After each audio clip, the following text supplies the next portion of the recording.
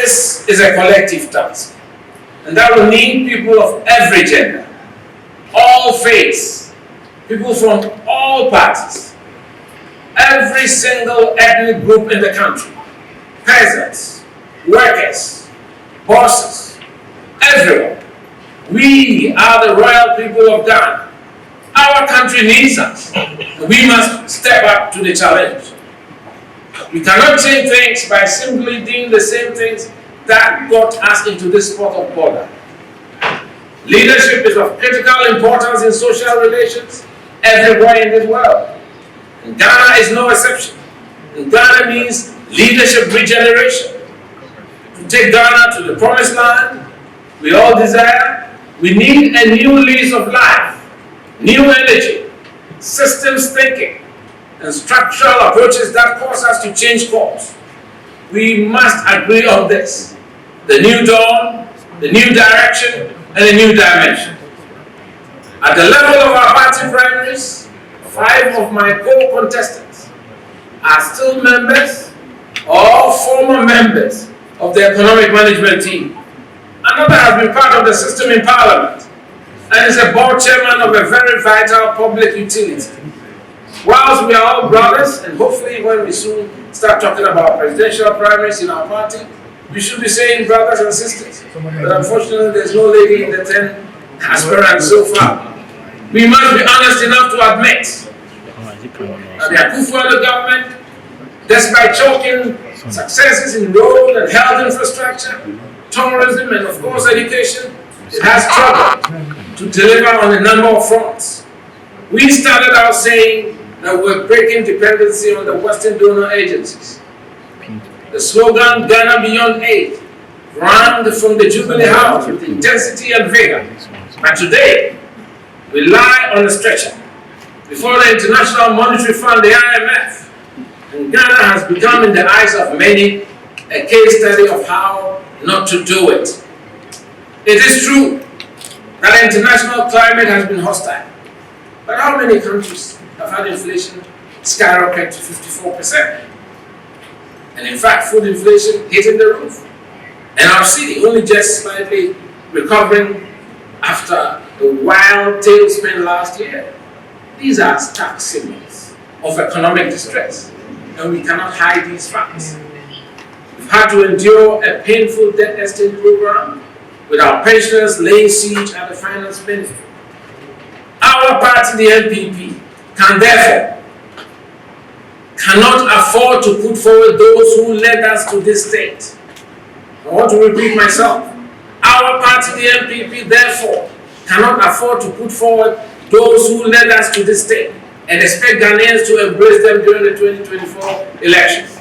We need a new face, a pair of clean hands, a leader to reconnect with our base and end the trust of Ghanaians.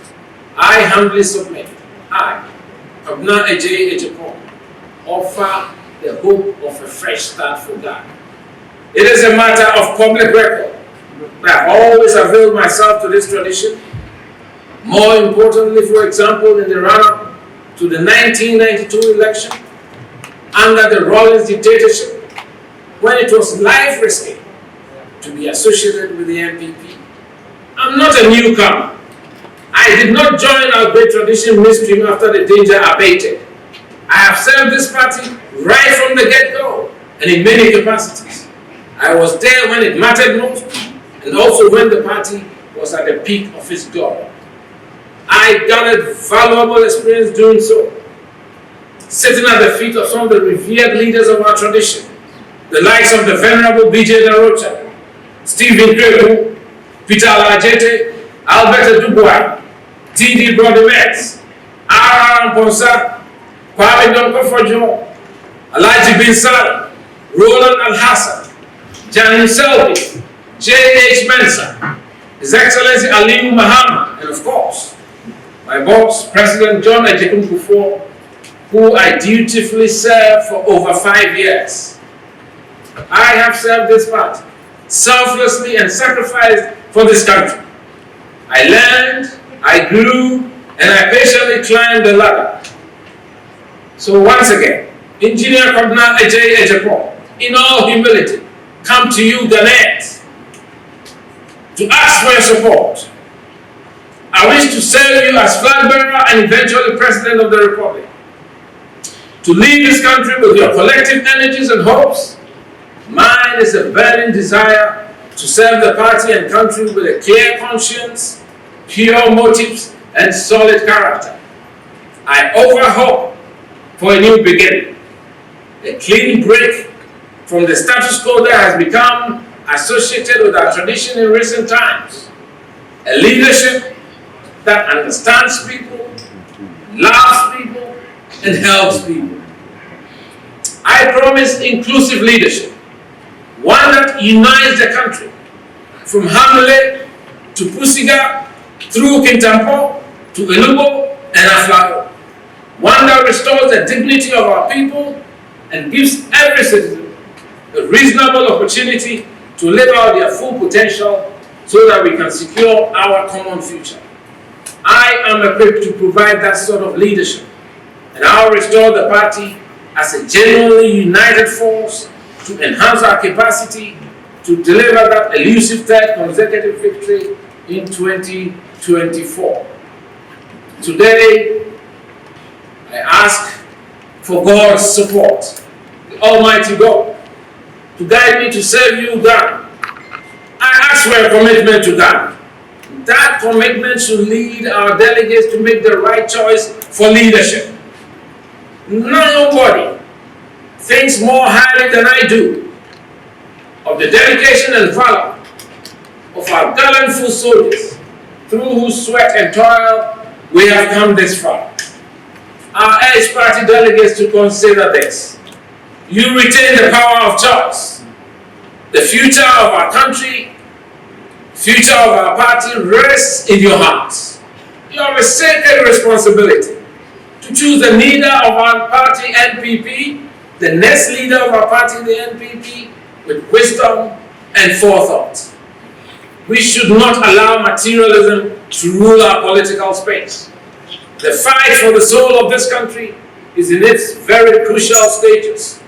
Whatever decision you make in the upcoming election, the effect may be felt several years down the line in the remotest hamlet in this country.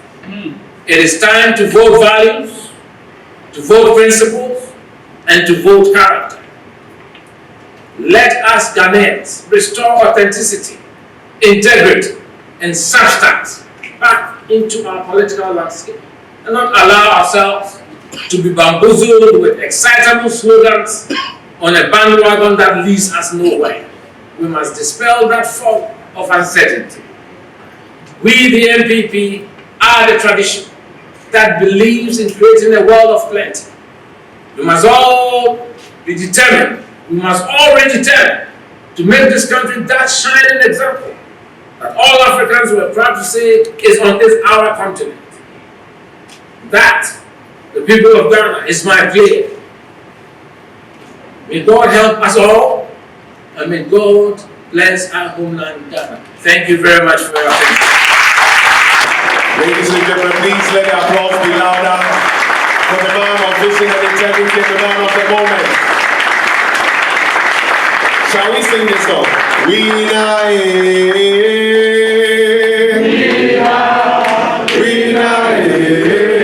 our body.